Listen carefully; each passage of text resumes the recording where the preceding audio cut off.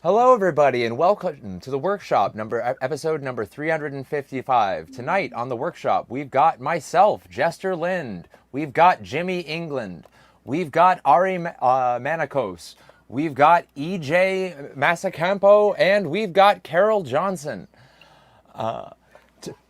If you've not seen the workshop before, this is how it works. Each of the comedians was given an assigned topic, and we are forced to write on this topic for about 5 minutes, or as much as we possibly can, given our topic.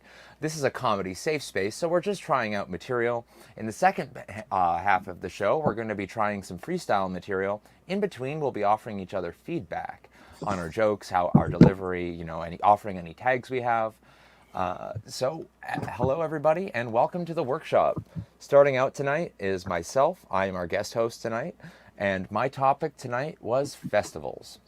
Now, I gotta admit, I haven't been to a festival in a while. By no fault of my own, there's been the whole thing going on. I don't want to get us flagged by saying the word on YouTube, but there's been the thing that everyone's been dealing with. So, they have been doing online versions of all of the festivals that I might have previously enjoyed. And I've figured out ways that I can enhance the immersion of my experience. So every time I drink a cup of water while I'm watching a concert on Netflix, I just simply light $7 on fire. It really just makes it more of a realistic experience, you guys. But also, I figured I can really immerse myself further because if by just simply not flushing my toilet for the entire week of the concerts, and that has really helped add to the immersion. It really sells that porta potty experience. Honestly, I'm happy with a version of Burning Man that I can't smell. That honestly sounds like a huge selling feature. I also like the idea of switching from one stage to another at the press of a button. Sometimes, if you've got a good spot at the rail, and if you're a festival fanboy, you know what I mean, where you're right up front at the concert, just hugging the rail, just riding the roller coaster of rock, and you're really just there to see Sum 41. But in order to see Sum 41, without giving up your good spot, you're going to have to grin and bear it through Nine Inch Nails, Blink-182, Matchbox 20, Maroon 5, D12, Max Weinberg and the Weinberg 7. At this point, you're sitting through at least 240 something before you get to the 41 that you wanted to see in the first place. Another type of festival that I really miss is Renaissance festivals. Now, why did they cancel them during the plague? That only makes the Renaissance Fair more authentic, if anything. Now, I don't want too much authenticity in my Renaissance Fair because I do want to eat an emu drumstick and pretend like it's a giant turkey drumstick. And I do want to eat it with my left hand. And I don't want to be burned at the stake. So a certain limit on the authenticity is honestly quite preferable. And honestly, if I'm trying to keep a figure, if I can get some light mead, light beer, I don't know, like whatever you want to call it, just give me a Bud fucking Light, and then I'll be happy. The festival I miss the absolute most though is something called Maker Faire. It was my own personal dorky Hajj to the geek mecca. I used to go to the Detroit one, and it was held at the Henry Ford Museum, which is a great museum, unless you're trying to learn more about the deep connections between Henry Ford and the Nazis, in which case they really gloss over that like real fucking quick. But you know, so like here's at the Henry Ford, a plaque will read something like, this item was made for the European market in the first half of the 20th century. We're moving on. But anyways, it's a great museum. No, it's really fucking cool. And at Maker Faire, it's all sorts of do-it-yourself inventors showing off their inventions to other inventors. It's a crazy, mentally stimulating atmosphere. And it's just nerds nerding the fuck out, and I love it so much. So, on the most incredible conversations happen. At no other time and in no other place can you go and you're considering buying a product, but you never get to ask the inventor of the product directly, at what temperature will this melt? Now, I've asked this at Best Buy, and I have been asked to leave. Now, I have a couple of things, so I'm going to make you guys pick real quick. I've got a game for us real quick. It's a game of pick one of these is from the actual Coachella lineup of 2020, if it happens, and one of these is made the fuck up. Now, I want you to raise your hand if you think the first one is real. Ampersand YOU is option 1. Option 2 is ampersand ME. Anyone who thinks ampersand U is the fake one? It's the ampersand me is a real band. All right. So, soccer mom or hockey dad? One of these is playing Coachella this year. Who thinks, hands up for hockey dad? Hockey dad is the real one. I'm sorry, you guys. Aww. Soccer okay. Mommy is a band. One more. One of these is real and one of these is fake. The first one is dogs, dogs, dogs, dogs, dogs, dogs, dogs, dogs. The other one is pigs, pigs, pigs, pigs, pigs, pigs, pigs. Who thinks it's dogs, dogs, dogs, dogs, dogs, dogs, dogs? It's pigs! You guys are all awesome! Hey! I have one more festival joke, you guys. Fire Festival. That's it. That's the whole joke. Thank you, you guys. I'm Jester Lind. Good night.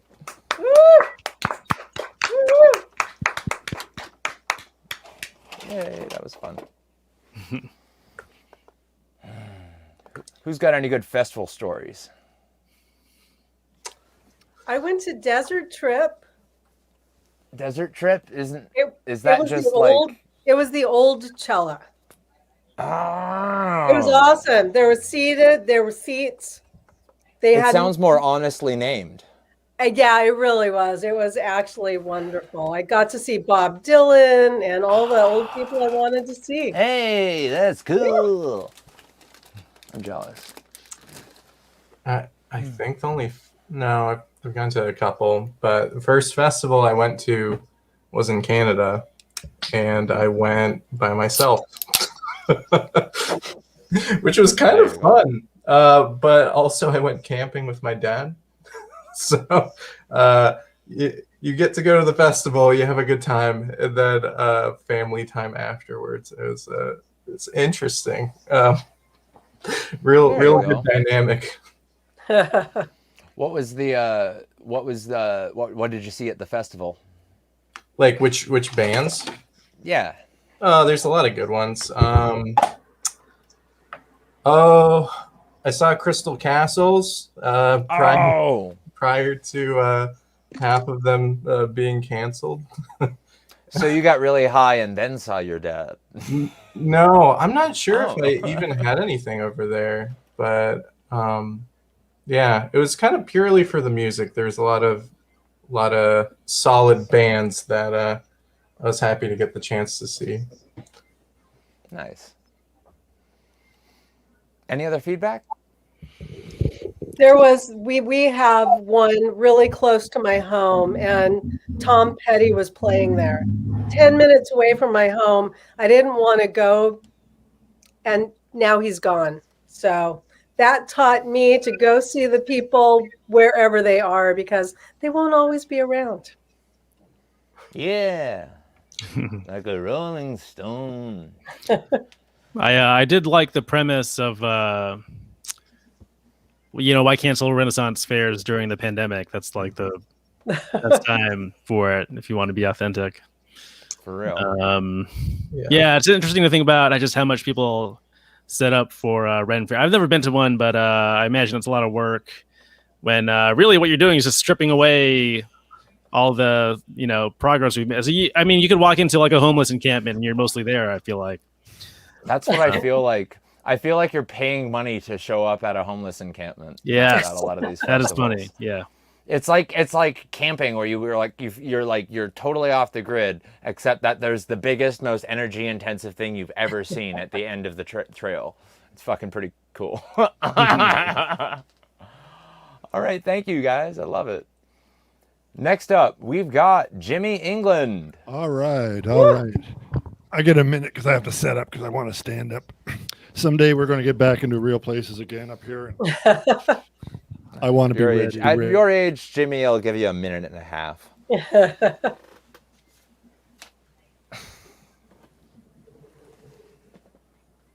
Oh no! Anyone else not hear the audio? Oh, Yeah. you cut. Jimmy. hold Yeah, up. Jimmy, your mic cable You're might be cut. loose. Stop. You've got. Anybody you've got know the- sign language for can't hear you? You- Just he give him muted? all the. Just Can yeah. we unmute him? No, stop. No? He's. Oh God I know. damn it, Jimmy. Okay, hold It on. looks like he's muted. He's. You're muted. I'm trying Trying to all the unmute him. old rules about things I. Your mic is disconnected. Yeah. You've got like you've got your like cables. I think he That's knows why I now. use- He's trying to. It looks like he's trying to fix Okay, it. he's got it. He's working. Okay, I can Good. stop. Can I stop pantomiming? Yay! Oh, Jimmy's prompt is silence.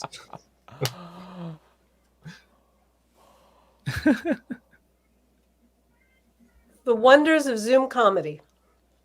oh man. I'll take the moment to say hi to Ryan since he, We Toasted. are going to cycle through. We will let Jimmy Yeah. work on his microphone. Yeah. While next up on the set list tonight, we've got Ari. Oh shit. Sorry, bud. Hey! Guys. All right.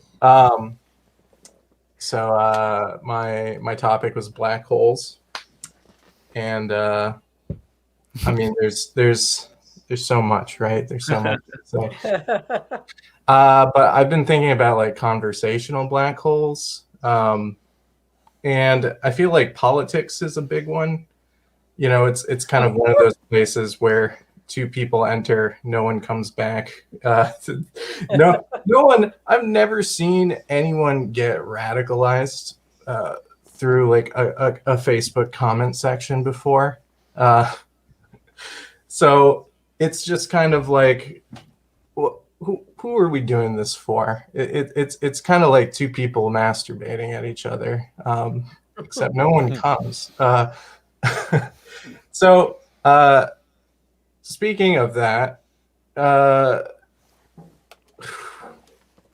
you know, I just think about how cartoons just aren't as wacky as they used to be. You know, back when you could watch a rabbit shoot a hunter with a shotgun point blank in the face, and we just all thought, you know, this is okay, this is nice. Or, you know, they would draw like a black hole on the ground, and then like the logic of that world dictated that, you know, this is a hole now. We drew it and now it exists.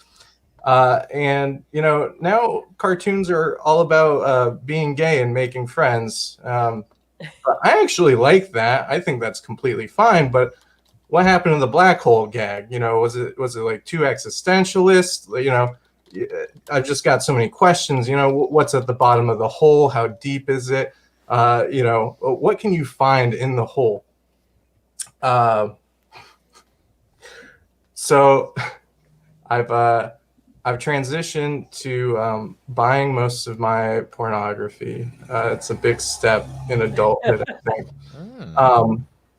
I've been on the website OnlyFans for a good chunk of time now. Been stimulating the sex worker economy. The only problem that I have is I have an inbox full of mass messages that are just all pretty much advertisements from these people. And you know, it's kind of like, how often can you pop that open, see someone say, "Oh, I just came so hard, wet emoji, panting emoji, catch the video for $12, or I just filled my black hole so deep, want to see." I don't think I've ever willingly paid for the privilege of being subjected to mass advertising before, but you know, bless them girls, get that bag. I fully support you. I'll go back into politics again for a minute.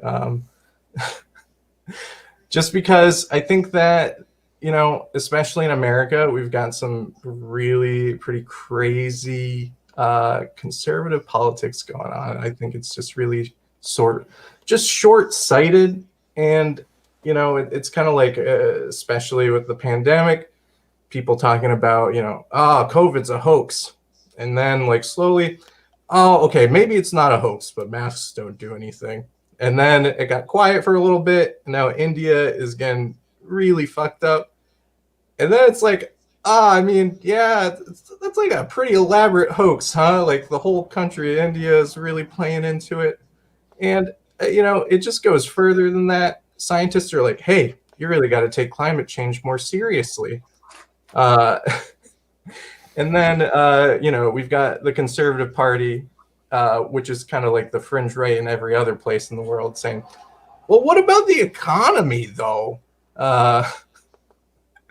And it's kind of like, okay, well, let's settle down for a second. If the smartest person in the world told you, if you cut any more trees, a black hole will open up in the ground, demons will come and kill everyone.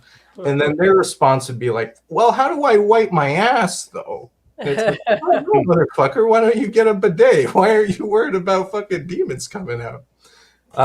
Anyway, that's my time. Thank you. Woo!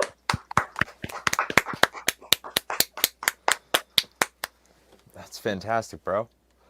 Yo, so you started paying for porn, huh? I sure did, yeah. So you say you're stimulating the economy, but is that all you're stimulating? No, you see, they're stimulating me, and I stimulate them in different ways. It's mutually beneficial. Excellent. Yeah, I don't know if it's definitely. I don't know. That's definitely. I don't know if it's fair to call it laissez-faire economics, because that would be hands-free economics. But it's definitely the economy working as it's supposed to. Everything in its right place. Market forces are at work. And friction. Friction is another force at work, but still.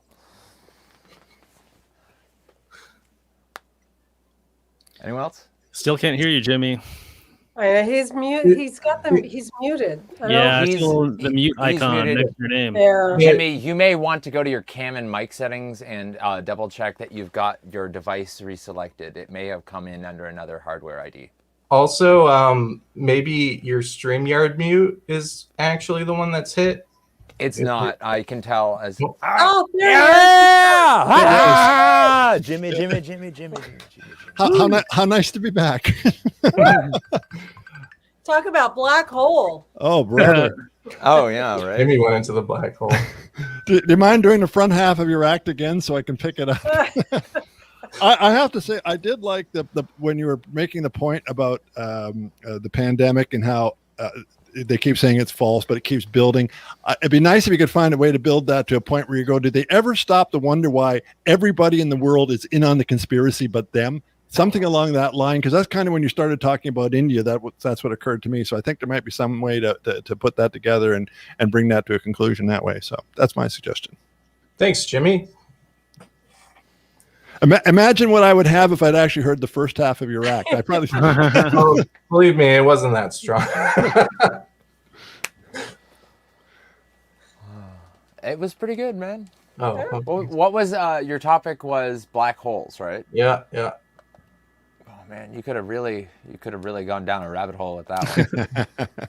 He did. He went down the porn hole. The went porn hole, yeah. I couldn't resist. I really wrote around It's it. that low hang. It's that Just- low hanging. I'm glad you did. When you said black holes, I went dirty immediately. So it's not just you. Yeah, It's too easy for me, honestly. Yeah. yeah. That little voice in the back of my head that's always trying to get me canceled really just started yelling at me. All right. Any other feedback for Ari? All right. Next up, we've got, by popular demand and after a long delay, Jimmy England.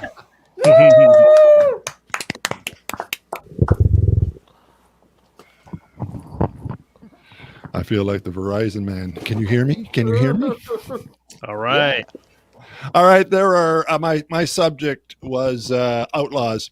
There are two things in the world the guys love more than anything else, and that is pretending to be bad boys and naming things. Boats, guitars, penises. Sometimes they'll try and combine the two, like when a guy who's got a street legal car renames it the Outlaw. Having a street legal car and calling it the Outlaw is not understanding the spirit of the name, particularly if it's a Ford Escort. That is not the Outlaw. That is the conformist. I, however, am different. I am not an outlaw. I am a negotiator, not a fighter. If I'm in a bar and a guy asks me to step outside, I assume he wants to make an offer for my car. Deciding on a price, that is where I shine. Stealing my car, that is his strength. The thing is, I am not a warrior. I'm not a warrior at all. I am a bleeder. I have been beaten up so many times. I have 911 tattooed on my chest just in case. I am 6'6". 2 feet of that is scar tissue. I thought maybe I could just dress up like an outlaw. So I went out and I bought leather coat and leather pants, and I put them on, and I didn't feel like an outlaw. I felt like the inside of a cow. A lot more chafing than I expected there. I'm going to be honest with you. And the thing is, if you're going to be an outlaw, you have to wear leather. That is why there are no vegan outlaws. It is very hard to be menacing when you're wearing a linen shirt, khaki pants, and plastic shoes. And the reason you have to wear leather is because in any movie about an outlaw, at some time, he will be dragged behind a horse or a car. And you can't do that dressed like a vegan. If I am a bad guy and I am dragging a vegan behind me, I will stop, get out of my car, turn, and apologize. For crying out loud, do you know how those people suffer already on their own? So I tried something else. I said to myself, maybe what I need is a motorcycle. So I went out and I got myself a Harley Davidson t-shirt and a Power Wheels bike. Now I'm getting beaten up by preschoolers. I think the problem is my face. If you're going to be an outlaw, then you have to look like you're mad about something. This is my mad face. That does not get you menace. That gets you laxatives. That's why I get Metamucil on my birthday. And of course, there's the issue of beer. If you're going to be a tough guy, you got to drink beer. I don't like beer. I don't have a moral objection to it. I just don't care for the taste. They tell me if you drink enough, eventually you will enjoy it. Because apparently that's how taste works. That's why nobody drinks hemlock. Nobody lived long enough to go, once you get past the seizures and the vomiting, this stuff is pretty good. And where exactly do outlaws work? Where do you get a job when your main skill is firearms and munitions? Who hires a guy for firearms and munitions? Okay, a teacher, but besides that. The thing is, I can't separate the outlaw from the run-of-the-mill scumbag. Now, basically, both of them believe they're above the law. So, Republicans. You have to be an outlaw to belong to a law and order party that doesn't believe in law and order. That is like being a vegan who eats steak. It just doesn't work for you. That's my time, and I'm the very affordable Jimmy England repositioning himself back on the couch. Yeah. It's fucking great, Jimmy. Thank you. I was going for fucking great. Way to nail it. That's the mood you were going for.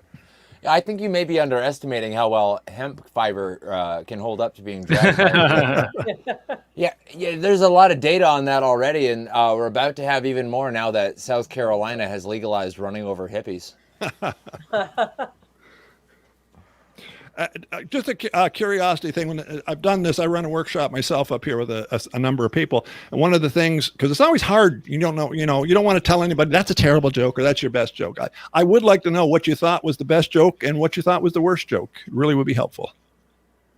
Everybody goes, what jokes did he tell again? Yeah, that's exactly I thought your flow was just so natural and great that I couldn't pick a best or a worst. It really was very cohesive. So what are you telling me? Democrat or Republican? What are you? Independent party. Woo, woo. Anybody else want to take a stab at it? Anything stick out for you? One way or the other. Doesn't hurt my feelings. It just helps me. The political stuff engaged me the most. Ironically, that is probably the one thing I'm not going to do because I don't do political, but it came to me and I went, I got to pad my set. So let's put that on the end. I don't mean this as a criticism. Though you should be. Every joke was about similar quality. And that quality was high, which is why it's not a criticism. And I liked that. I liked that you had that good evenness of flow. Sometimes, and everything, there was a joke every even so often, and I like that. I am uncomfortable myself going on a long walk, and I often get uncomfortable when someone else tries to take me on a long walk. And I think you had a good rhythm. Thank you, man. Appreciate that. Yeah. I had heard one time that, and I don't know whether it's still extant or not, but it used to be that comedy clubs were looking for you to have a laugh every 18 to 24 seconds. So when I write, I tend to write fairly tightly. So I liked it. Also, it wouldn't be a Jester hosted episode if I didn't bring up an unfun fact.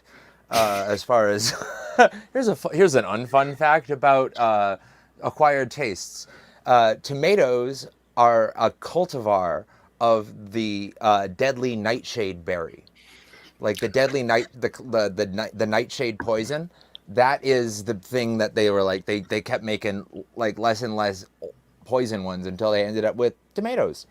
Do you know the nice thing about having done this with you about 3 times? I actually recycled that joke because it worked in there. And the last time I did that, you told me exactly the same fun fact. Oh no! Oh man! I need a new fun fact. Well, look, we both kind of cheated. I recycled a joke. You recycled a fact. So we're going to call it a wash. Oh, okay.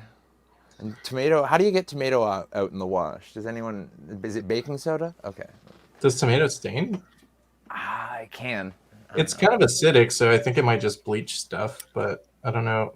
I usually have it. Usually if you have a skunk spray on it, it'll kind of neutralize it, just kind of cross purpose each other. Ketchup does. I'm not living that fresh life. I don't know, but ketchup does. I really enjoyed the vegan outlaw premise. I think that's just kind of fun and silly to think about, and you could possibly do more with that. I was just thinking about other things vegans do that it wouldn't work well. They I don't know, they're just too picky. They talk too much about themselves. Maybe they stand out. I do a bit about a vegan movie theater, and I kind of. They're in there as well. It's almost like low-hanging fruit, isn't it? You make a joke about a vegan. It's kind of easy to do, and I'm trying not to do it, but I'm sorry. It was laying there. I had no choice. Yeah, I mean, you could go the other way too, and that would be fun to talk about why vegans would be good outlaws. That's an interesting premise. Yeah. Too easy to poke fun at them.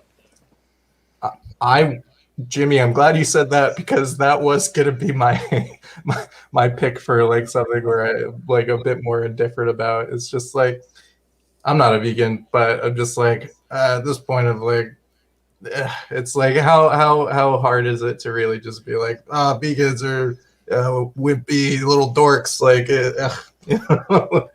Yeah, exactly. It seemed like a tough take to take in isolation. I would have more sympathy for that bit if you did the flip side afterwards. You mean vegans in a or positive something, light? or vegans in a positive light, or like a militia, like some sort of weird like Klansman who only eats beef. Like there's like like to expand on it. I can imagine. I've met badass vegans. No, it's In all true. fairness, like, and so for me, the premise was a little busted. And you also consider it like someone that's really, is meat and potatoes, lots of fat asses. That's all I'm saying. Yet again, coming from a fat ass, not a vegan, but definitely a member of the fat ass club. Yeah. Like you can make the converse, does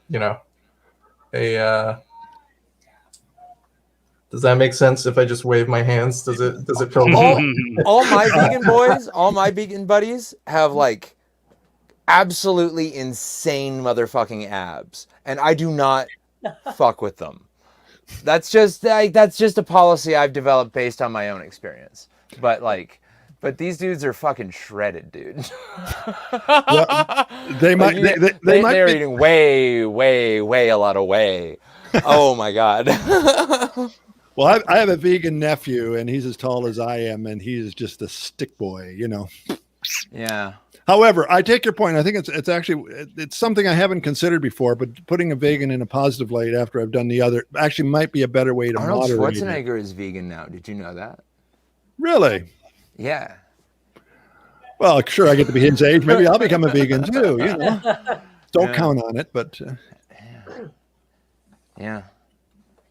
Oh yeah. You join the Kennedy family, and you'll start to have heart concerns. Next up, we've got Carol Johnson. Hello, everyone. My topic was slogans. What a black hole that is to go down. Slogans make me crazy, trying to sell you things that you don't need, brainwashing you with wordplay that gets stuck in your head no matter how hard you try to get rid of it. Sorry. Verizon, perfect example. Can you hear me? Can you hear me now? I'm saying that all the time because Verizon service is horrible. Who knew that's why they made that the slogan? Forrest Gump was right. Life is like a box of chocolates, bittersweet, messy, and full of nuts. Why do people feel the need to sue when they find out that Red Bull does not give you wings, drinking beer does not make fantasies come true, and the woman who sued McDonald's for the hot coffee was not loving it? When I was growing up, you were supposed to reach out and touch someone. That sounds so creepy now.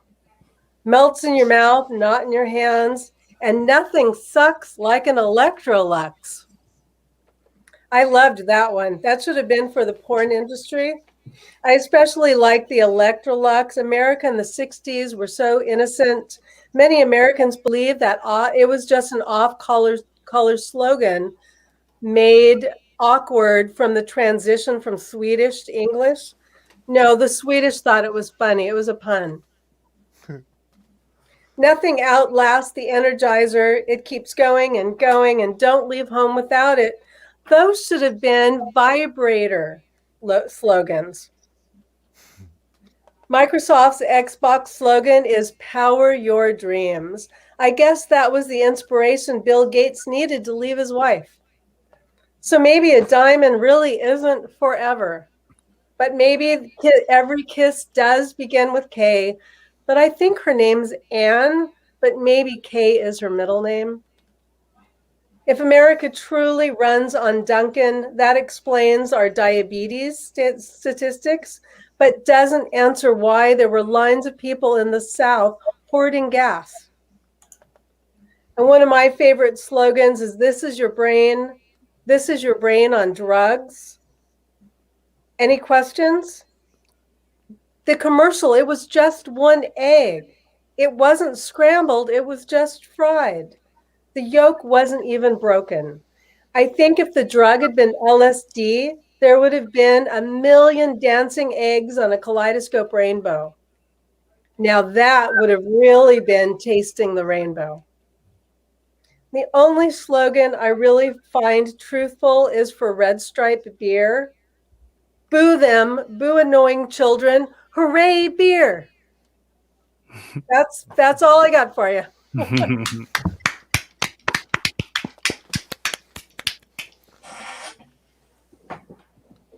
Indeed, hooray beer. Short commercial. It's good. Hooray, beer. Yay. I loved it. You certainly found enough slogans to pick on. I'll tell you that. Oh, there's so many. Oh, Now yeah. that is a black hole. There's Did you know Bayer sold heroin as a painkiller? Oh yeah. That Who knew? It's like, wow. and codeine was made to replace the heroin, and it was supposed to be an improvement over it. And Right. yeah, Crazy times. It's like back in the old days, they didn't even really have slogans. They just used really famous people to sell goods. So it made you want to be like whoever famous was selling this stuff. I did think you made a lot. Things have changed. Yeah. I thought you made a lot of observations, which is good. But I think when you do make an observation, you need to bring a twist, not just say, here's this. You need to put the twist on the end, which is your punchline.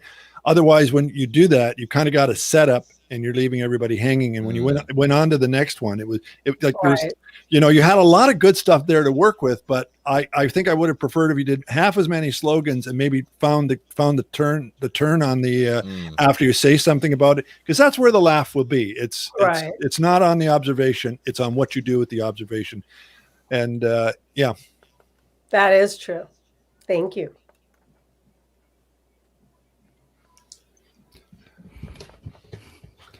I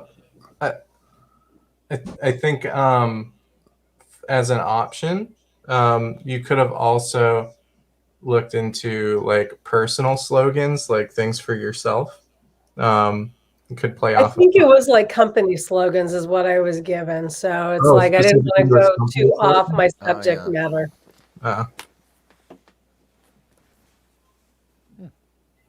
Yeah. Whenever I've gotten a prompt that's like weirdly specific like that, I also think about breaking the words down.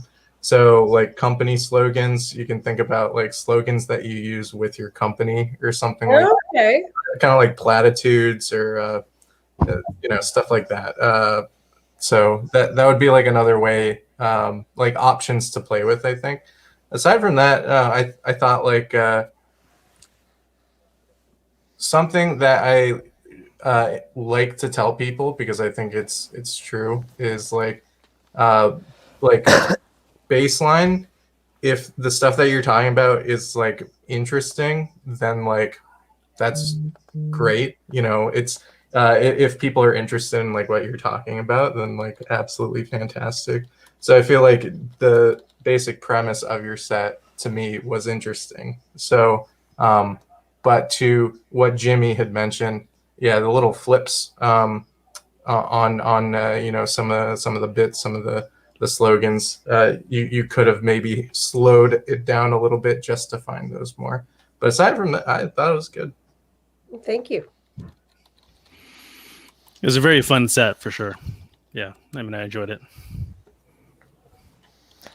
Slogans are crazy anyway. There was a homeless guy I know specifically in the 80s that moved to California because of the California Coolers commercial at that time point. So it's yeah, man. It's tricky in the workshop. You're assigned a topic and you have to just do it. You gotta follow your nose and hope you can have it your way. But ultimately, it was a good set and I'm loving it. Thanks. All right, you guys. Next up, it's EJ. Woo! Hey, thanks.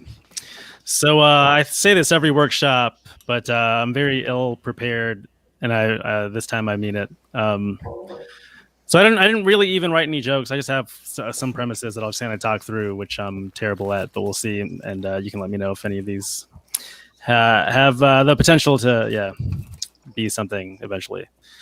So I had firefighters, okay, and I just read up on some facts about firefighters before this. First thing I read in one place that the most common cause of death for firefighters is traffic crashes. So that's, I don't know, that's crazy to me. We think of them as fighting these very scary, dangerous fires, but it's they're dying in traffic. Cars are so innocuous. Like, firefighters are considered these brave heroes, but the rest of us are dealing with cars all the time, and we're fine. So I don't know. Yeah, it's funny that you think about it, like a firefighter getting a call about a fire and being terrified. And it's like, it's just a small shed, and he's like, yeah, but we got to get on the freeway to get there. Another thing I read is firefighters are not allowed to have mustaches or piercings, no facial hair, because it interferes with their helmets. Which is interesting because the firefighters are very masculine, but facial hair is also manly, so they're being deprived of a lot of their masculinity. I think that's why they need the truck. All right. Benjamin Franklin started fire stations, and I read that they were originally called the Bucket Brigade, but I think no one was having sex with them. Ben Franklin also he also discovered electricity and bifocals. Crazy prolific inventor, electricity and bifocals. I think he finally got the lights on at his place and was like, crap, that wasn't it.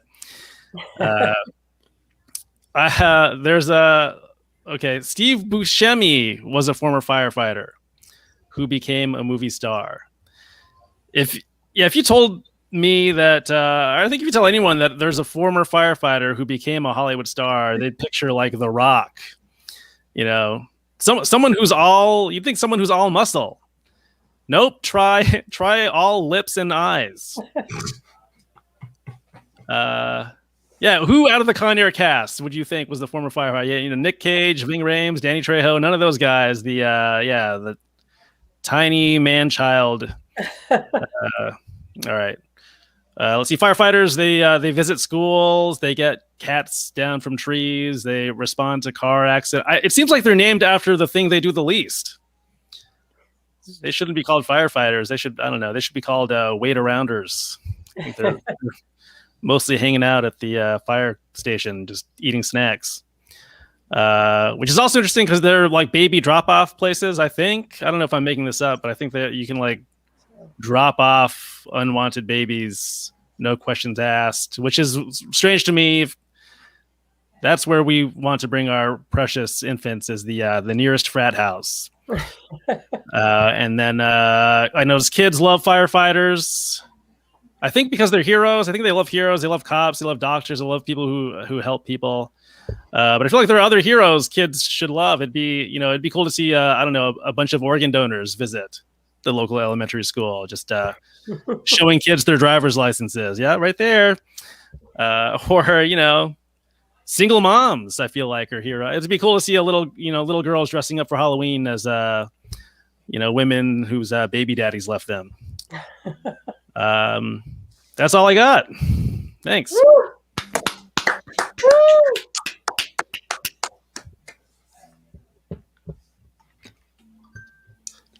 I thought it was great. Despite how little you said you prepared, I think a lot of those jokes landed. Thank you. I think the Ben Franklin, you said, was it Ben Franklin who made the firehouses? Yes. Yeah, Ben Franklin. Thing that came up in my mind was Ben Franklin created firefighters when he needed something sexy to put on the calendar. Yes. I thought that was good. Good clip. The jokes felt like they punched well. Nice.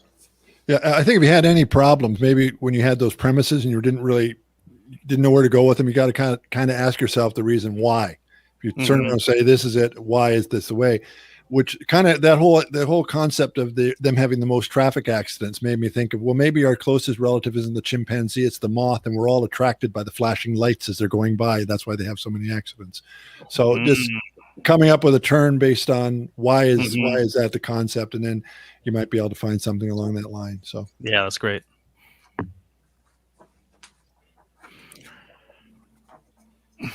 Or we just make the fire truck smaller. Just give them a bunch of minis. All the firehouses just have 16 small cars that they take to fight fires.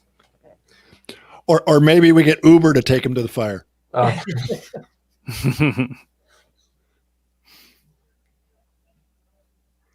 like the dressing up as a single mother for Halloween. I thought that was really good. Heroes. Yeah, thanks.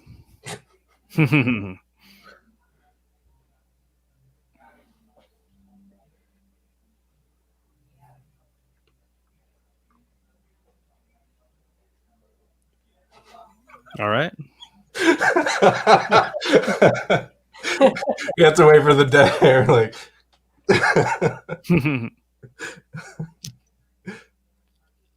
oh, Jester, your audio. Is he pretending, or is...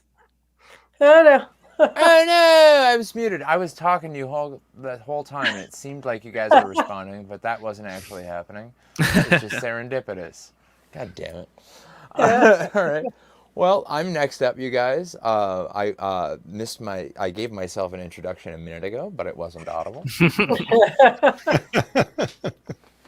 So, you guys, before I actually make a decision, either way, I do want to see a picture of Sigmund Freud's mom. He might have been onto something. I don't know. I need to see a picture. People say that Stanley Kubrick shot the moon landing, But here's the thing about Stanley Kubrick. He was such a purist that he demanded that it be shot on location. Politics is a compound word, you guys. It comes from the Latin poly, meaning many, and ticks, meaning blood-sucking parasites.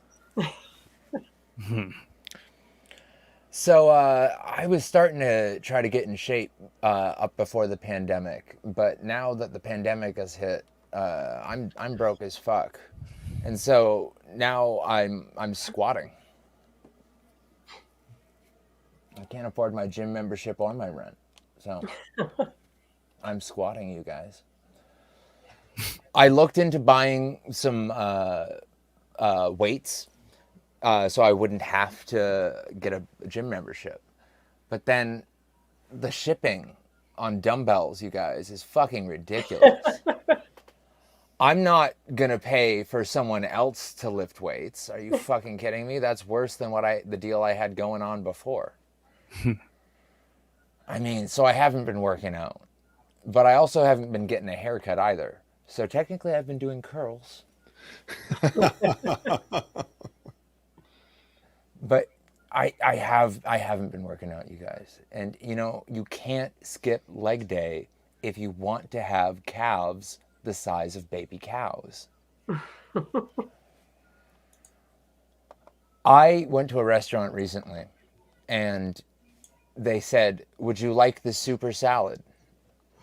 And I got real excited, you guys. I had never heard of a super salad.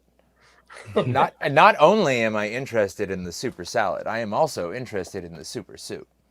But I was very disappointed and very dumb.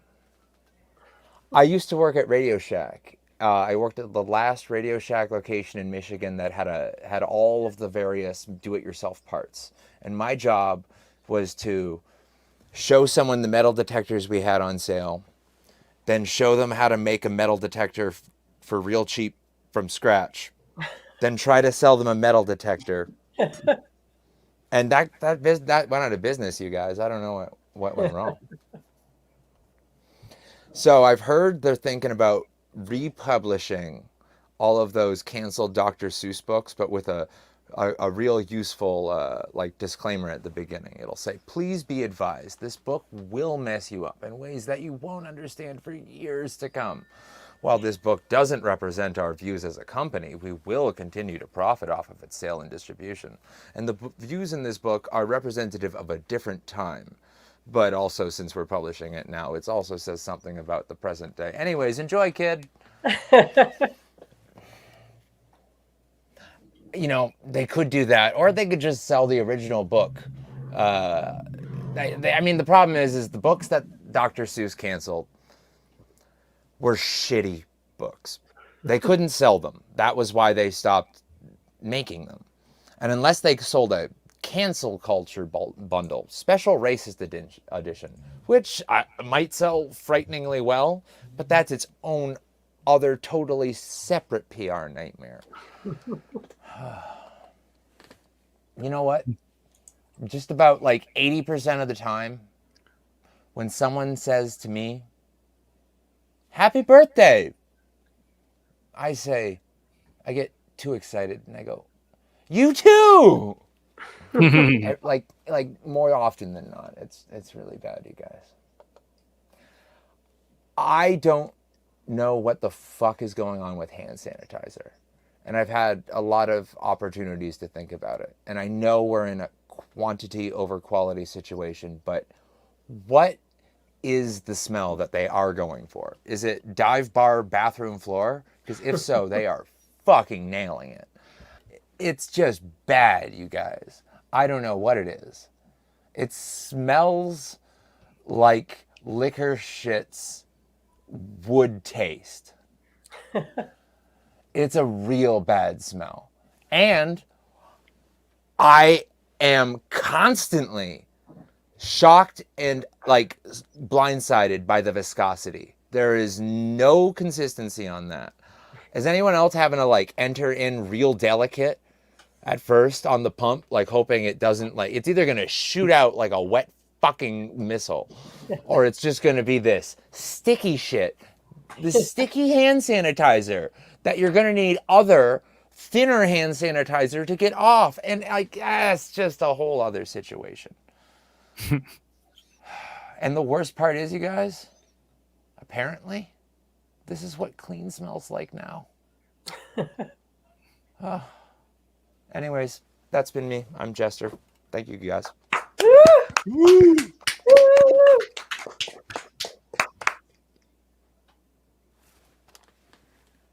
That was fun. You got the hand sanitizer down pat. It's either way too thick, way too sticky, or way too thin. So You might good observation. You might find that when you're talking about the stickiness and all that stuff about the hand sanitizer, it occurred to me maybe it's a giant plot to get us washing our hands so that we don't have to use hand sanitizer. We'll put things on their hands and make them wash it off. Yes. I did think her super salad, super soup. You kind of ended it, and I kept waiting for the punchline, and it was a good buildup. I liked how it was going. But I think you need to say something about it because it just left me hanging. And I love what you were doing with the Radio Shack one as well, about the ridiculousness of, you know, this, that, and the other thing.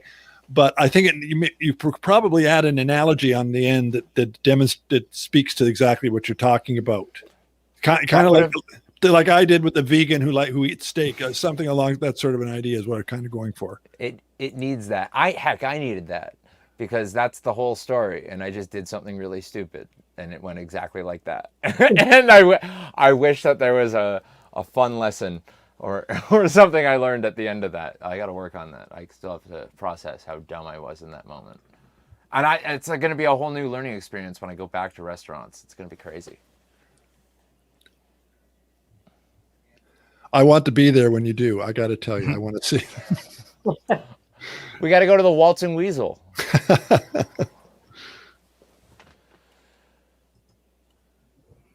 I'll meet you down at the Poacher's Arms.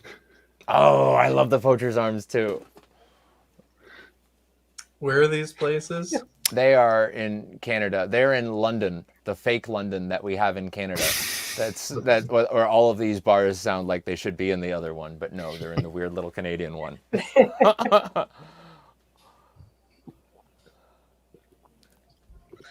Definitely not Southern California sounding. No. What's a real Southern Californian bar sounding name? Give us a trope. No, it's not even bars anymore. There's so many breweries. Now San Diego's the like brew capital. So it's all named just after the breweries now. So there's no interesting, my mom, when I was growing up, used to, single mom, work at a place called the Cuz Inn. So Ha!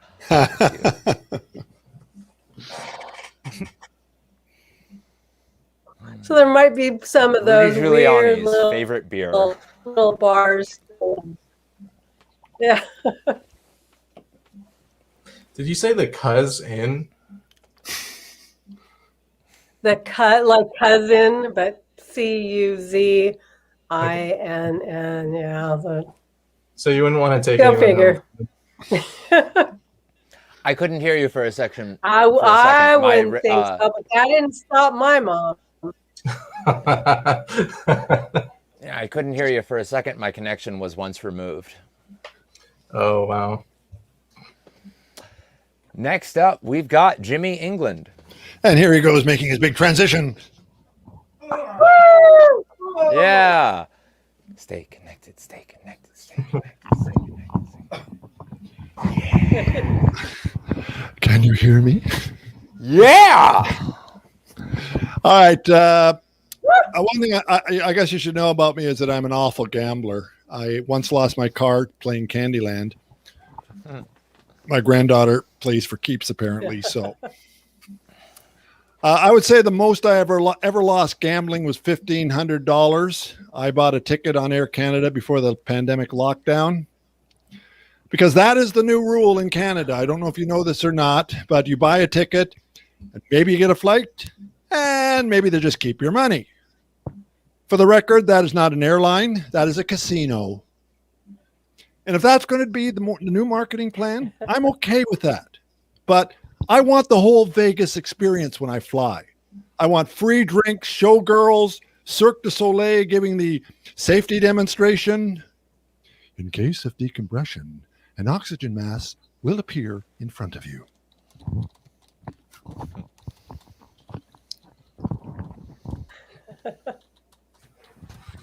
I want Celine Dion in the cabin telling me why my flight has been delayed. I want Cher handing out the headsets for the movies. I want a fountain show at the front of the plane. Bellagio Airlines, that's who I want to fly with. I think it'd be great, actually, if casinos did run the airlines, because airline, when you used to fly, it used to be an experience. Now it's a bus that travels at 35,000 feet. Casinos would bring back the experience. And really, wouldn't it be great to get off a plane and have somebody say to you, "How was your flight?" And you could look at them and go, "What happens on the plane stays on the plane." I remember the first time I went to Vegas, I thought I was going to see a lot of glamour. This was back in the 80s. That's back when slot machines used to give out real money and people would walk around with these plastic cups full of change. They did not look glamorous. They looked like really successful panhandlers. Because there was a time when people used to dress up to go to the casino. You put on a tux and go to a casino now, they think you're the guy who's going to fix the Wheel of Fortune machine. I did try poker when I was down there. I'm not a good poker player. I'm the kind of guy who'll try and bluff with 2 Uno cards in my hand. And I think the problem is that my sex face and my poker face are exactly the same. So my wife has no idea what I'm thinking, and I make the other players nervous when I sit down. I will say I've been in a number of casinos over the years, some different ones. I went to a Mennonite casino. That was different. Very green, very eco-friendly. I was having a fun time right up until the goat ate my winnings. I had a friend who took me to the track to see horse racing. Everybody was betting on their horse to win. I was betting on mine to show up. Just undermines your confidence when you're on your way there and you pass the jockey riding the horse to the track, you know? Take your time. I'm retired. I may have a gambling problem though. I thought Costco had put in video gambling and I was up big time. Turned out I'd ordered 600 hot dogs at the self-serve counter. Thank you very much. That was my time. I am the very affordable Jimmy England. Woo.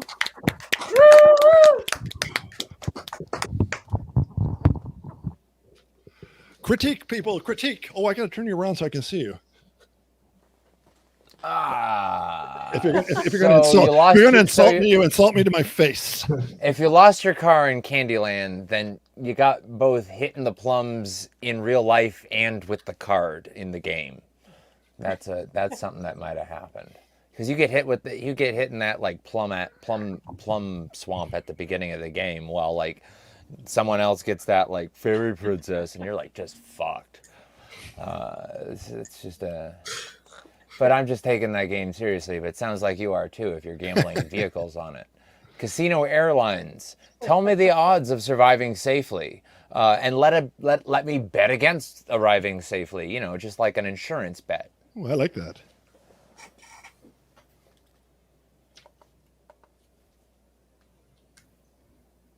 I want a Cher impression and Celine Dion. I want to know what they would say on the airline.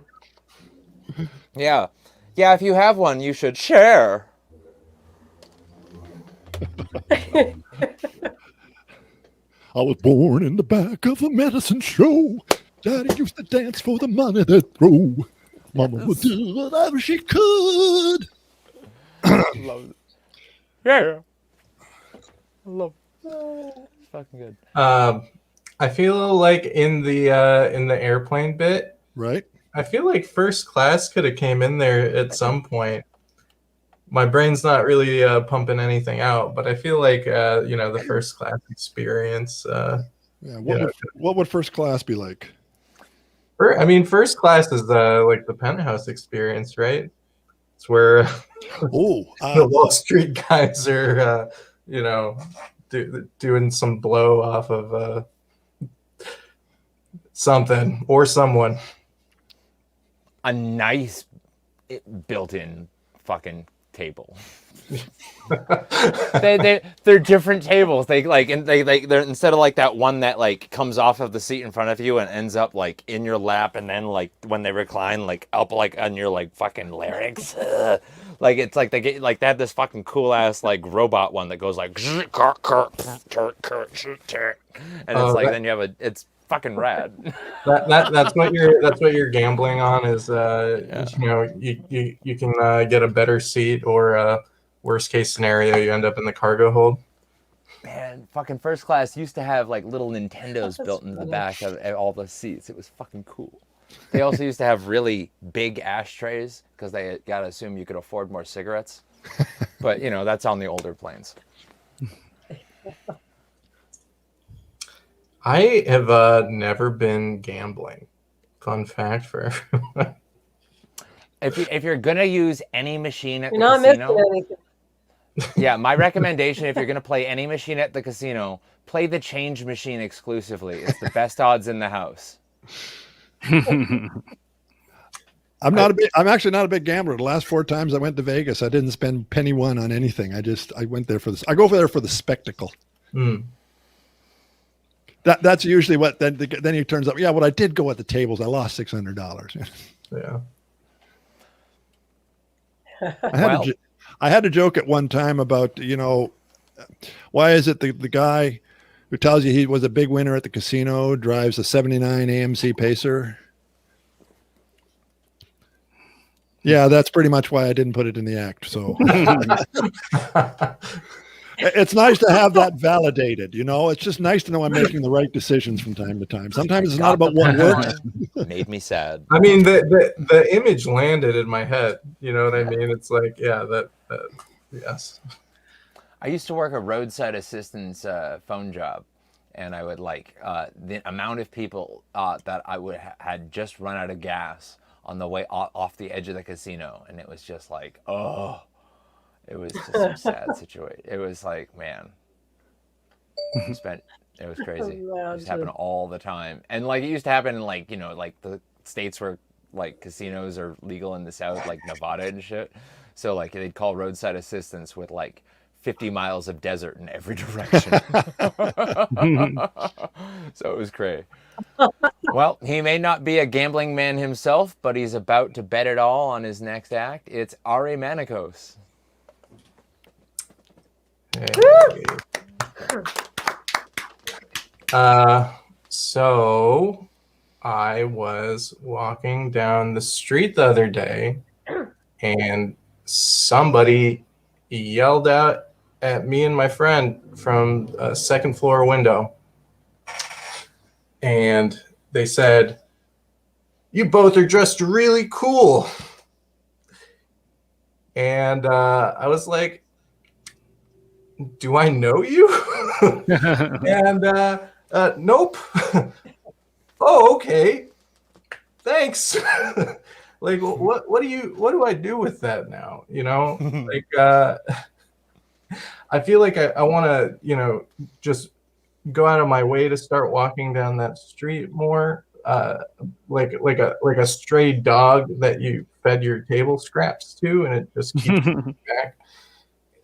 But I'm a little concerned that they'll start analyzing my fashion every time. They'll be like, "Not as good as the last time, but still pretty fresh."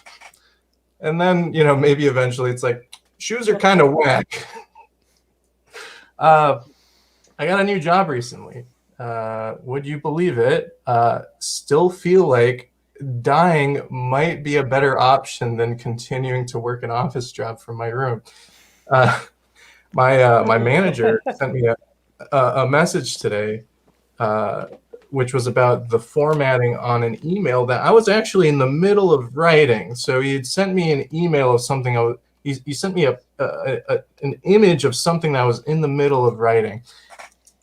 And I was like, "Bitch, I ain't even sent it yet. Like, get out of here." Like, I'm going to go cook some chicken in the kitchen just because you can't see me do that. You made me angry.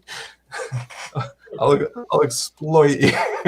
A lot of places are actually having a hard time filling jobs right now because people are realizing that it's just not worth it to waste their lives for the sake of people making way more money than them, for people who can also afford to eat out all the time. People will say nobody wants to work anymore. Everyone wants a free handout. And it's like, who are the people saying that exactly? It's like a landlord that's getting passive income from owning properties. Like, get out of here, you little bitch. Like, who are you to talk? You're literally getting a handout monthly from anyone that rents from you. So, long story short, I believe that people should get, paid what they're worth. And that's kind of influenced my politics a bit. Been getting more political as I get older. Right now, free Palestine, pro-union, anti-capitalism, anti-imperialism, defund the police. That's a big one right now. Recently, the city council, apparently, there was a statement made that a lot of our local cops in the area retired early because people were being mean to them. And I guess I'm just surprised that people weren't being mean to them before. Like, I've never been happy to see a cop around. Like, imagine money is coming out of your taxes to pay for somebody whose job it is to catch you when you're fucking up. Like, and then imagine being killed by a cop. It's kind of like paying for your own hitman. Like, it's worth it. Now you're dead, and then this asshole has PTSD. It just doesn't sound like a great investment. Yeah, so we actually had a cop who beat his wife, and he got fired this past year, which was great. Everyone was really happy about that.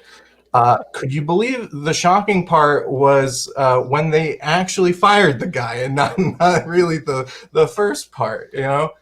It took them so long. And, you know, this guy did MMA, and the woman probably weighed about as much as his leg, and was unarmed. So it took these rocket scientists better part of a year. They really had to rub their 3 brain cells together to figure that one out. I'll go into something a little bit lighter now. I had a person cancel a booty call on me the other night.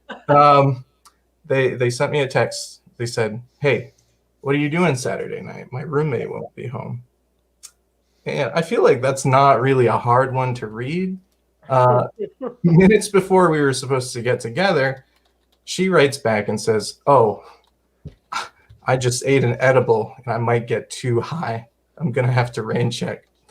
Now, that's fine. Don't get me wrong. Anyone who is listening to this, you have the right to cancel any plan for any reason. God damn. Don't let the reason be, I accidentally got myself too fucked up in an hour from now. That is no longer an accident at that point. You just told me you knew exactly what was going to happen. You're not even high yet. Like, how do you cope with something like that? And I did the next best thing. I slept with myself. Yes, I took a nap. I took a nap, and let me tell you, that was good. That was good. I really recommend it to everyone. Anyway, I don't know where my time's at, but that's it. I'm all done. See ya.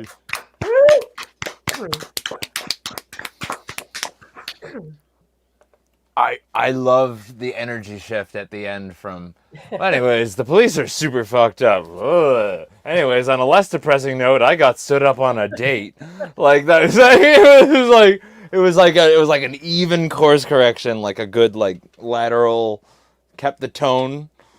you kept that going. Yeah. But it sounds like that story ended pretty quick. So the booty same call problem I had earlier. Yeah. Well, the booty, the unrequited booty. Yeah, I mean, we'll see what happens. That was a strange night for me. I'm like, you invited me. Like, what are you doing? I mean, she made a commitment to get fucked up, so she's clearly not afraid of commitment. Yeah, no. I straight up, I was like, you ain't gonna do that to me again. Because I value my time, and anyone listening to this, you should as well. I believe in you. You're more than the booty that you might receive. Oh yeah, I'm all about empowerment. Yes. I really liked your first joke. I would try and get yourself into it a little bit more. I love that whole compliment. Somebody gave that whole concept of somebody gives you a compliment and you so loved it that you kind of went back again to see if you would get another compliment. And I think you can build that a little bit more. Like I'll go something along the lines of, you were so desperate for a compliment that you moved and you had to go out of your way to walk down that street. Then say, that was in Cleveland. I now live in Chicago, so that you can. So you bring yourself back through that way. So that it might be a good way. Just getting yourself inside of the joke rather than outside as the observer will make it. I think it does make you a little more vulnerable, and it does make the audience has an easier time relating to you if you start off from that standpoint. Yeah, I actually like revised that joke slightly because I did dive into just like that sort of validation craving. But then I rewrote it. But now it's interesting that you say that. Also, generally when I write my jokes, like, and maybe this is something that I should practice more, but I really don't. I never embellish them with like I guess like the sort of like like the really heightened like extreme like, oh yeah, like I now I'm driving like out of my way, 5 hours to go walk down this street. But I should probably play with it a little bit more. I just Well, the proof is always in the pudding. So, if your way is working, don't change a damn thing, because that's all that really counts. Your personality is working within a club the way you want it to do it.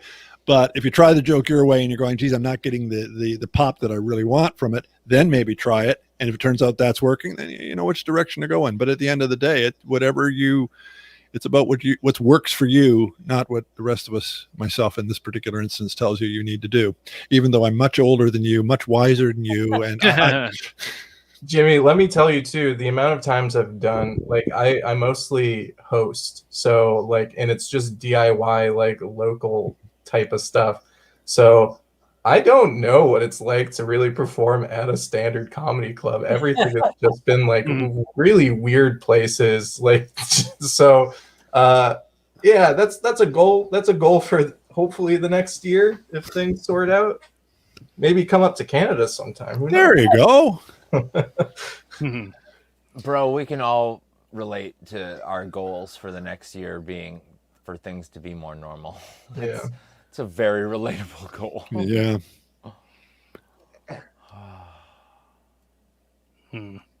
All right, I couldn't tell if what you're saying is you feel weird lying to make the joke funnier. You don't have to lie. You can just say like, it makes me feel like I should do this thing, and then say the embellishment. It's just, yeah, if that's a barrier. Yeah, I guess that's just kind of like so much of what I do is kind of like experiential. It's like directly tied to me and what I've done, or like how my brain is working or chewing on something. So that's why like usually I don't like it's almost like storytelling for me, in a way. So usually when I tell stories, like I just hit the details really hard, and some people like it and some people don't. Yeah. I also like that first joke. What was interesting to me is you got catcalled, and it's funny to think about how different the experience is for a woman who gets that all the time versus you. This is the first time this has ever happened to you, and you're like, I need to walk by again. This was cool. Novel experience. Yeah, I thought about phrasing it as more of a cat call type thing, but it's just like I also don't want to like belittle people that get actually like this is like a type of cat call that anyone I think would be happy to get. You know what I mean? So like people who get cat called normally, it's like a little bit more. Yeah, there is a line right. I get that. Yeah.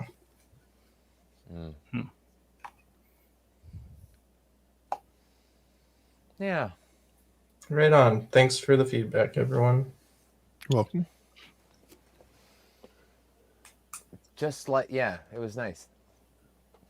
It was just, no, I thought I had a pun, but I don't. Next up, we've got Carol. Hello, everyone. I'm so excited to be here. I am fully vaccinated, ready to do live comedy.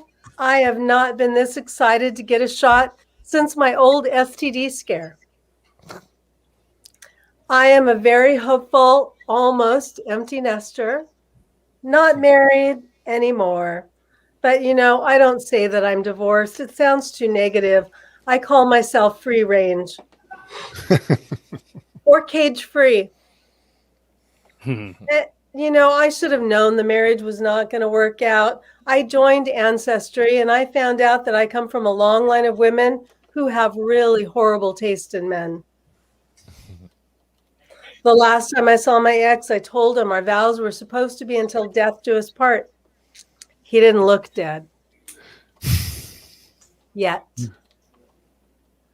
I really missed him by about an inch. And I am actually also a boomer. COVID's been called the boomer remover, but it's going to take a lot more than COVID to take me out. Growing up, I survived lead paint, pesticides in my food, and one entire family, it did not matter how many people were in the family, shared one telephone.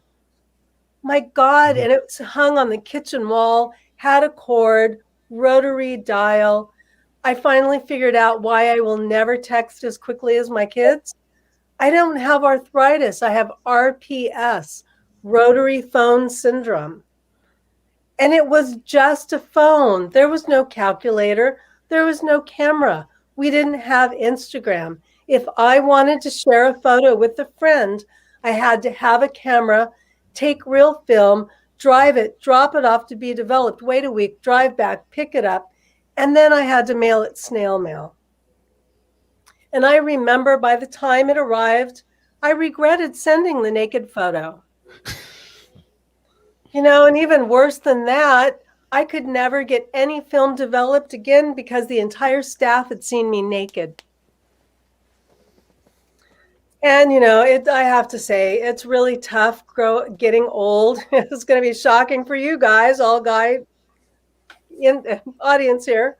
I know now why it's called menopause, because my girly hormones have hit the pause button. And every day I'm a little bit closer to becoming the man of my dreams. It must show. My son calls me dude. I just really can't wait till I finally get the chance to stand up to pee. It's going to be an awesome time saver. No more waiting in ladies' lines for me. But whatever happened to growing old gracefully? My 60s mom partied like the Rolling Stones on tour, 93. She's still growing old gracefully. I have to work out every day just to keep up with gravity. Usually yoga, Pilates, and running from my responsibilities.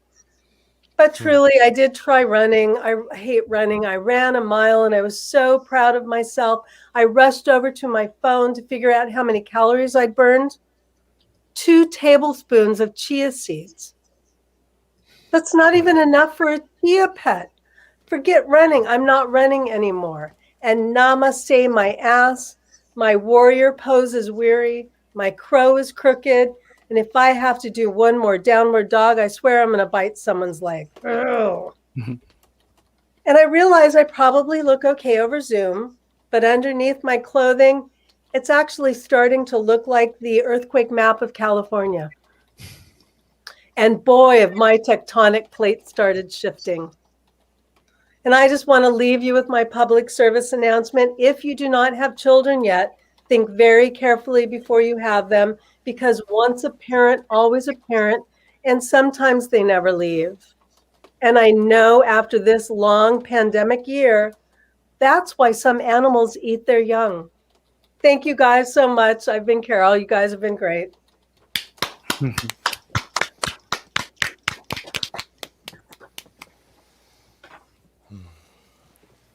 I wrote down, I'm a possible future empty nester if the poison takes. If the poison takes. Although some of it wasn't jokes. Some of it sounded like you just, like in classic boomer fashion, you just wanted a cookie for having walked uphill both ways in the snow. Some of the shit boomers did was laughable, but that doesn't make it a joke. It is funny, but it needs like I'm gonna borrow a Jimmyism, and it needs a turn to make it a joke. Okay. There were some really funny ideas and good lines where I think I wanted to maybe hear more about why that was the case, or have some setup, like the I can't remember what you said about your family tree being full of you're descended from a long line of women who, what was it? Have really horrible taste in men. Yeah, so I was just wanting to hear more about why that was true, and maybe that explanation could be the setup to that as like a punchline. Well, I have one, but a lot of times it doesn't get laughs, and it's true. All of this stuff is true. It's just life. Well, let me ask you now. Why do you feel like that? Why do you say that? Why do you feel like that's true? What about your I don't know, your my ancestors, your grandparents? My great grandmother 12 generations ago had an affair with Henry VIII. Not one of the women that lost her head, which is really good.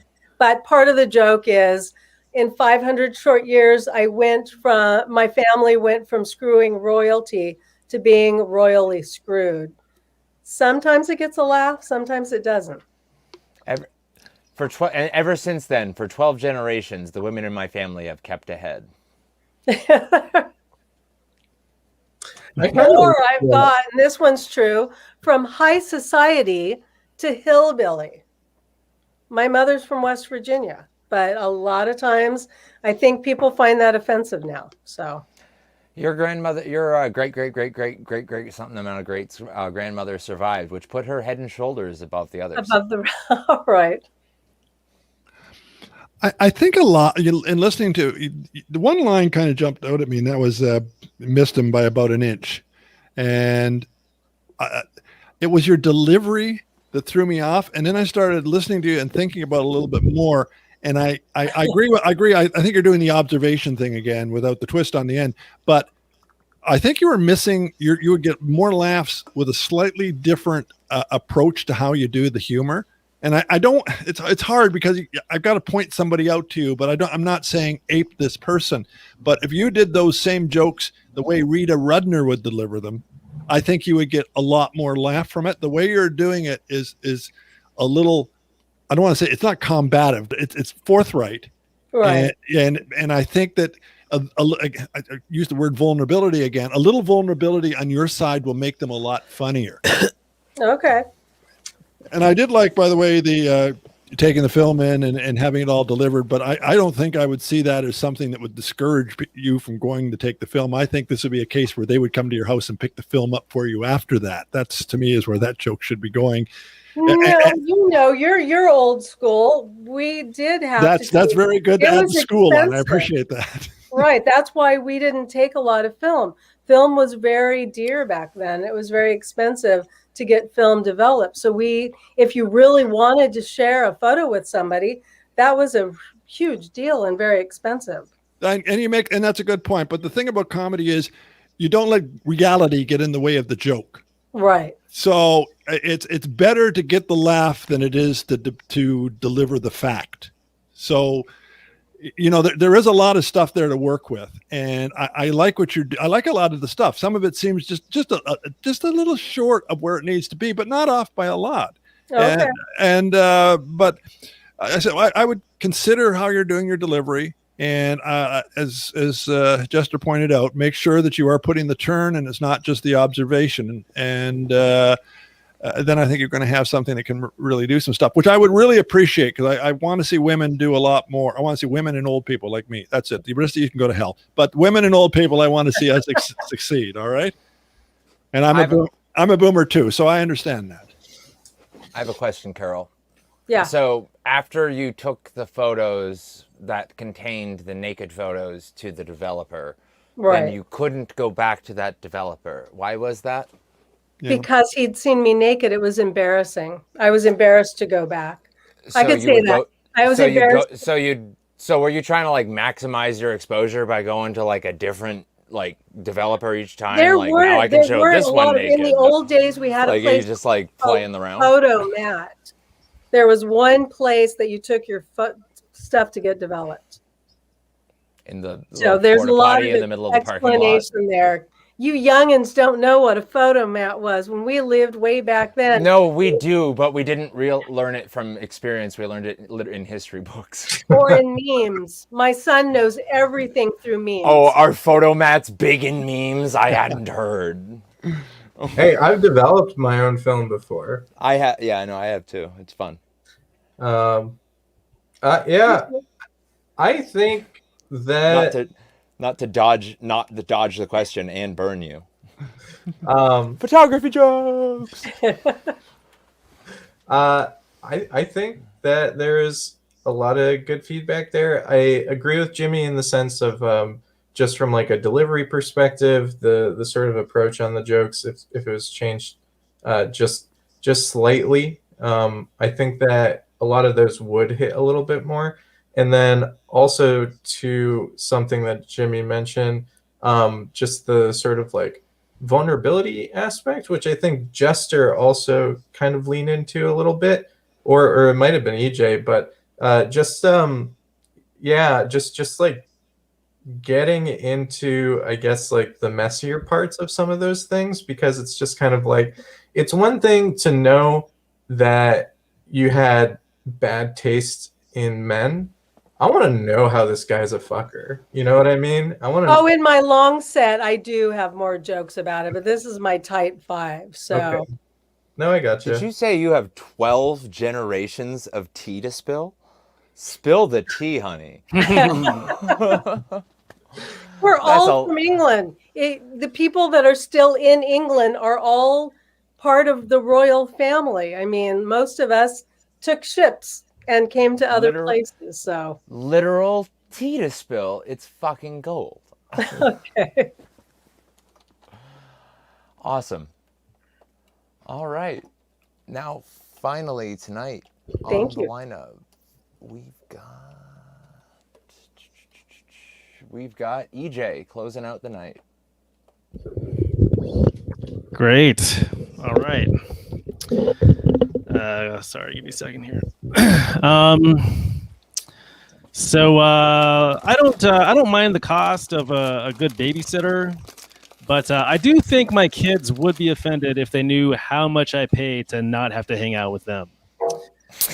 My son is 7. His allowance is $2 per week. So if you do the math, I spend an entire week's worth of his wages to keep him away from me for 8 minutes.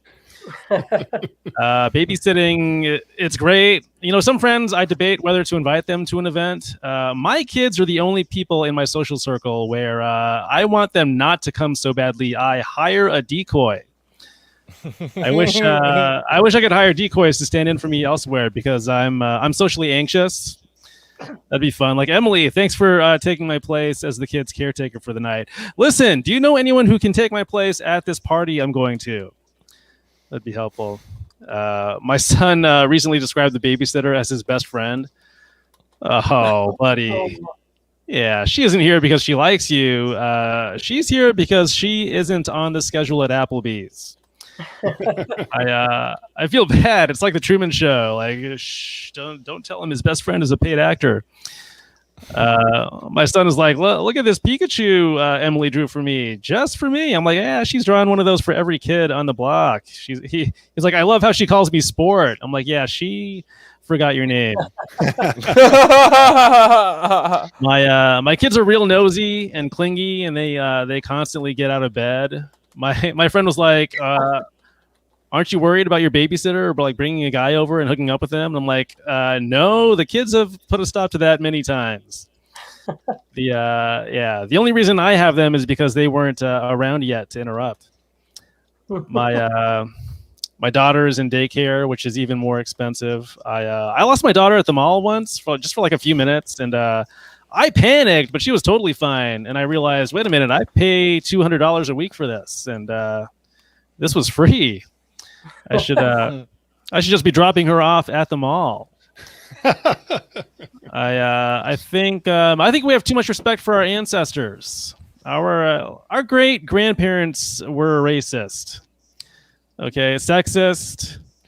Hardly any Instagram followers. How can they be the greatest generation? You know, when none of them saw The Wire. I love thinking about how far technology has come. It took the explorers Lewis and Clark 2.5 years to cross the continent. It took me one of the Harry Potter movies and a nap. That's wonderful. I once drove across the country, and that's the beauty of technology. Like, Lewis and Clark were these elite frontiersmen who almost died on their voyage, and when I did it, I put on 5 pounds. Technology turns the amazing into the mundane. Like people think we're in the space age now, but I don't think we're there yet. You know, not until a guy can say, "Oh, Frank Jr., yeah, you won't believe this, but he's piloting a NASA space shuttle now. Yeah, he's dead to us. Could have been a plumber like his old man, but no, instead he's exploring other solar systems like a hobo." Let's see. Technology just improves really quickly. I feel like people don't appreciate that. Like, my dad's dad was super sweet, but he worked himself to an early death trying to afford nice things for his kids and grandkids. And he should have just relaxed. Those video games he was buying, they're free now. All right, he should have been more patient. I could have had a PlayStation and a grandfather. All right, that's all I'm working on. Thanks. Hey. Boy, a lot of good stuff there.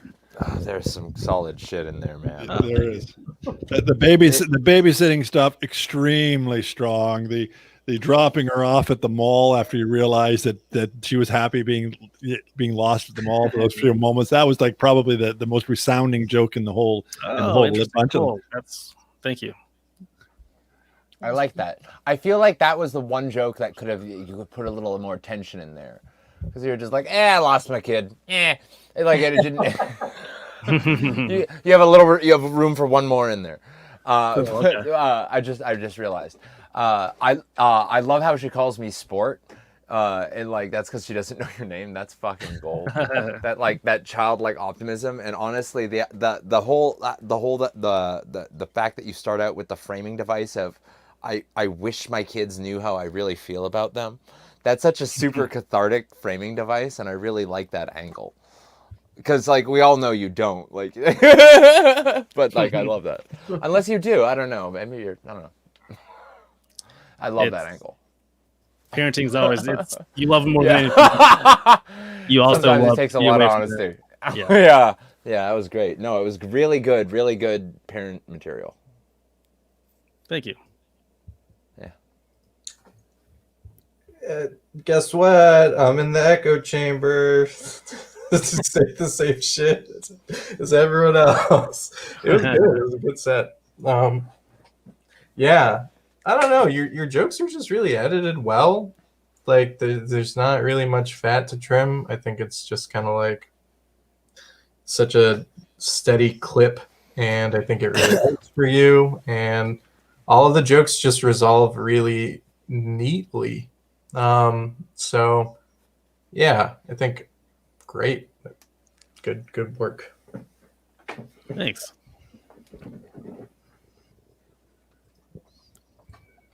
Super efficient word use. I don't really have too many notes on your comedy, but maybe just watch your kids. That's the only note. No, it's fucking great. No, it was.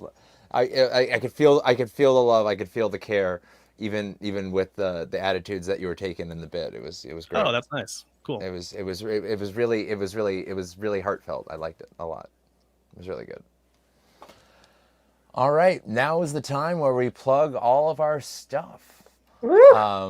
I'm hosting Wednesdays, and possibly it's up in the air. We're going to be hosting a game night coming up soon. So if you're interested in playing some Jackbox games with other workshop comedians, take a look out on the feed for that.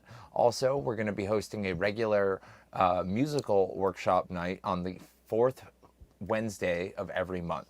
So keep an eye out for that on the workshop. EJ. Just give me a follow, I guess, on every social media platform. I'm at EJ Masicampo, if you can figure out the spelling. Mostly on Twitter, but also Instagram, Facebook, TikTok, YouTube, everything else. Carol Johnson. I'm part of an all-woman show this Sunday at a place called Jacked Up Brewery in San Diego. I'm at the famous, I'm so excited, Comic Strip Live, New York City, next Wednesday night. A women's festival in June at Tao Studio. It's called Riot Girl Festival, and a ton of other stuff. Jimmy England. I'm just finishing up year 5 and almost ready to go into year 6 of my podcast, Back to the Balcony, a humorous look at movies from the 60s and 70s. I've been writing so much, I started releasing joke auditions with Jimmy England. I've done 13 weeks of stuff I'm trying out, kind of like we did here tonight. And if you want to check out some of the things I'm working on without an audience, by all means. Week 10, by the way, was interesting because I did put a live show up just so people could hear what comedy sounds like in front of a real live audience. We remember them, don't we? Fondly, we do. Anyways, that's me. 2 things. If you want to contact me, I'm on Facebook or JimmyEngland17 at iCloud.com or snail mail, whatever. Ari Manikos. This is the fun part of my night because I just am involved in a lot of stuff that's not comedy related, so I don't have that much time for it. So I'll make intense eye contact. You can be my friend if you want to. That's okay. We could talk to each other. I'm also on TikTok. I've got 3 videos posted. They're all nonsense. And I've got an Instagram. And there's about 2 things posted on that. And sometimes I post stories. And that's about it. But that's it. From all of us to the one person still watching live, we'd like to thank you specifically. We love you. This has been the workshop, the comedy workshop number 355. Thank you. Good night. Good night, everybody. Good Take care. night. Stay Thank safe. you.